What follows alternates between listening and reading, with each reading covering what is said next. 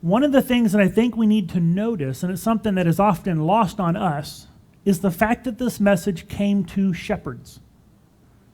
See, for us, Jesus is the shepherd, right? We got the picture there. There he is with his sheep, shepherd Jesus. So shepherds, right? I'm a pastor, which is another word for shepherd, right? I mean, shepherds tend to be in Christianity held in high regard. That was not the case in first century Israel. In Jesus' time, shepherds, they weren't quite outcast, but they were often looked down on. They were the kind of that lower class people, right? Since they were nomadic and did a lot of traveling around to find the places to, graze their sheep and let their sheep eat and that kind of thing, they were fairly nomadic. They would come and go, didn't often have roots settled down somewhere. And so they had a reputation, maybe rightly earned, of being thieves or people of ill repute, right? They would do things as they came through town and then they leave with no consequences. And so they tended to be looked down upon. And so here we have the message, King of Kings, Lord of Lords, being proclaimed to the world, and the very first people are some blue-collar nobodies of ill repute, often some field somewhere. I had to kind of wonder as I was reading this, the angels are like, all right, here we go, we're getting ready, we're going to go proclaim the birth of the king, and they show up and they're like, okay, go with it. And so praise God. But you kind of have to wonder, angels showing up going, the shepherds? We're singing the shepherds?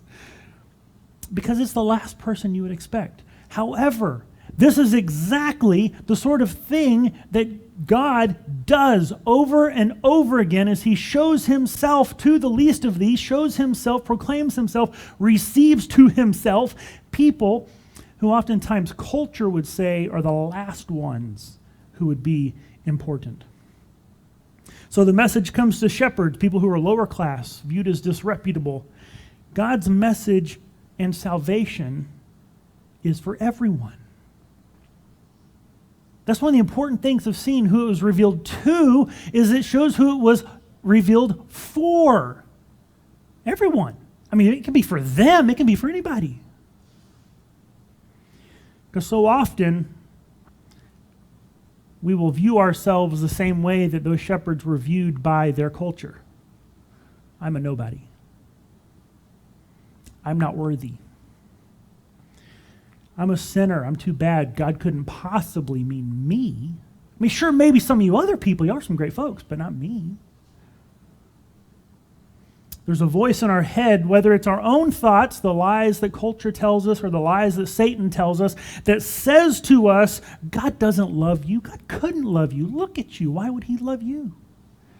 And it is a lie. And this right here, the fact that the message of the gospel, the proclamation of the birth of Christ came to lowly shepherds, exposes to us that lie that we are unloved and that God couldn't or wouldn't love us. The truth is that even if every terrible thing you imagine about yourself were true, God would still love you.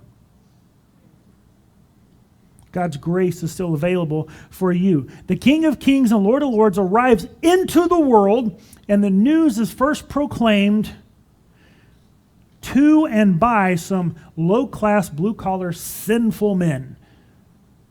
Now, there's anything wrong with blue-collar, but our culture tends to look down on. Their culture tended to look down on. That's the point. That it was to the last people that society would expect. Because that's who the message of the gospel is for.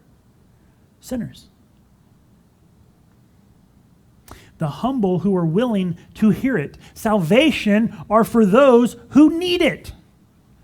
Right? Jesus came, he said, I didn't come to heal the sick. Right? I came to heal the sick. The well don't need a doctor. Right? If you're healthy, you don't need a physician. It's the sick who need a doctor. That's the whole point. We think, oh, well, I'm a sinner. God couldn't possibly want to save me. You're exactly who he came to save, because you're a sinner, because if you weren't, you wouldn't need saved. He extends grace to the humble, those willing to acknowledge who we are and our need for his salvation.